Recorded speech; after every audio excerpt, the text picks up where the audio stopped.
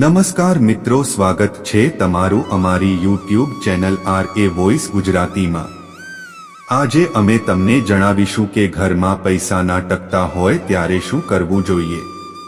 પૈસા કમાવવા માટે લોકો ખૂબ મહેનત કરે છે, તેમ છતાં પૈસા હાથમાં ટકતા નથી। ખૂબ જ મહેનત કરવા છતાં ઘરમાં રૂપિયા ભેગા થતા નથી। તેની પાછળ હોઈ શકે છે ઘરમાં રહેલી આ વસ્તુઓ। જેના ઘરમાં આ રીતે વસ્તુઓ રાખેલી હોય તો બે હાથ જોડીને વિનંતી છે કે 100 કામ પડતા મૂકીને આ કામ સૌથી પહેલા કરો, નકા પરિવાર બરબાદ થઈ જાય છે। જો મહેનત કર્યા બાદ પણ ઘરમાં પૈસા ટકતા નથી તો ઘરમાંથી આ વસ્તુઓનો બદલાવ કરી નાખો। આ વસ્તુઓને ઘરમાં બદલાવ લાવવાથી ઘરમાં અખૂટ ધનની પ્રાપ્તિ થાય છે। ઘરની તિજોરી કાયમી માટે ભરેલી રહે છે।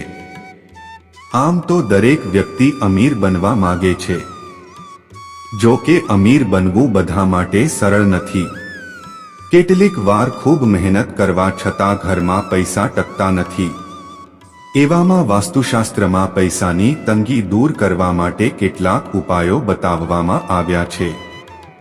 આ ઉપાયો કરવાથી ઘરમાં પૈસાની તંગી દૂર થાય છે। આ ઉપાયો કરવાથી વ્યક્તિને આર્થિક નુકસાન પણ નથી થતું અને વધારાના ખર્ચમાંથી પણ મુક્તિ મળે છે। કારણ કે ઘણા લોકો એવી ફરિયાદો કરે છે કે ખૂબ મહેનત કરવા છતાં અંતે હાથમાં કંઈ વધતું નથી। આવી સ્થિતિમાં વાસ્તુશાસ્ત્રમાં બતાવવામાં આવેલા નિયમો તમારી મદદ કરશે।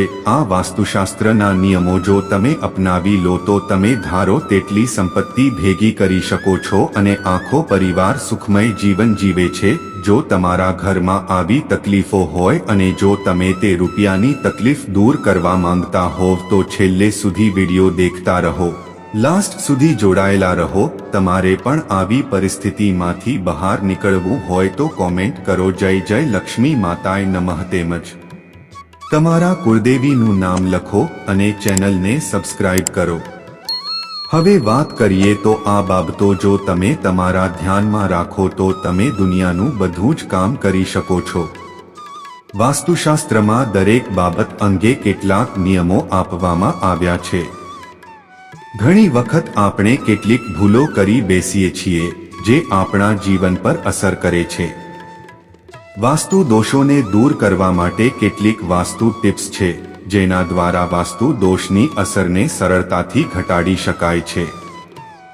લોકોની ફરિયાદ છે કે સખત મહેનત કરવા છતાં પણ તેમના ઘરમાં આર્થિક સમસ્યા પરેશાન કરે છે।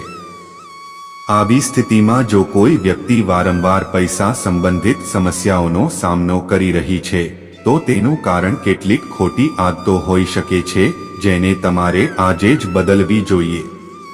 આજે જ બદલો આદતો।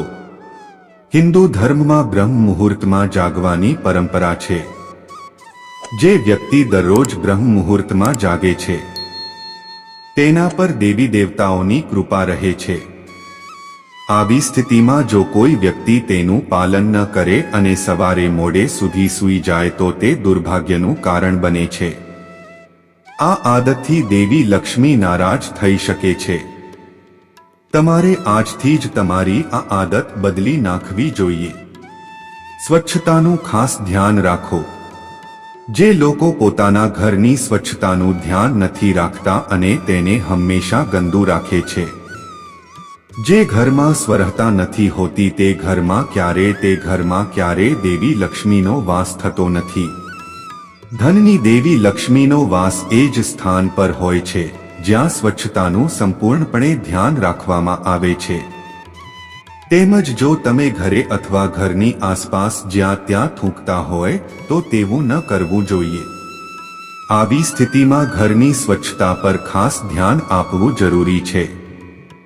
વાસણ એંઠા ન રાખી મૂકો। ઘણા લોકોને સાંજે જમ્યા પછી રસોડામાં એંઠા વાસણો રાખી મૂકવાની આદત હોય છે। ધાર્મિક દૃષ્ટિકોણથી આ આદતને યોગ્ય માનવામાં આવતી નથી, જેના કારણે વ્યક્તિ અથવા પરિવારે આર્થિક સંકટનો સામનો કરવો પડે છે। તેથી રાત્રે રસોડામાં એંઠા વાસણો ક્યારેય ન રાખી મૂકવા જોઈએ। ઘરનો સામાન વ્યવસ્થિત રાખો। ઘણા લોકોને પોતાનો સામાન એટલે કે કપડાં કે ચપ્પલ અસ્તવ્યસ્ત રાખવાની ટેવ હોય છે. ગરુડ પુરાણમાં જણાવ્યા અનુસાર જો તમે તમારા ઘરમાં સામાન અસ્તવ્યસ્ત રાખો છો તો માં લક્ષ્મી એવા સ્થાને વાસ નથી કરતા. જેથી ઘરમાં રાખેલો સામાન વ્યવસ્થિત રીતે ગોઠવો. આ ફેરફાર કરવાથી ઘરમાં લક્ષ્મીનો વાસ થાય છે અને ઘરમાં સુખ, શાંતિ અને સમૃદ્ધિ તેમજ અખૂટ ધનની પ્રાપ્તિ થાય છે. જો આ વિડીયોમાં આપવામાં આવેલી માહિતી પસંદ આવી હોય તો વિડીયોને લાઈક જરૂરથી કરો તેમજ કોમેન્ટ બોક્સમાં રાધે રાધે, કૃષ્ણ કૃષ્ણ, જય જય બજરંગ બલી જરૂરથી લખજો. ચેનલને સબસ્ક્રાઇબ જરૂર કરજો. અમારી ભગવાન શ્રી કૃષ્ણને પ્રાર્થના તેમની કૃપા હંમેશા તમારા પરિવાર પર બની રહે.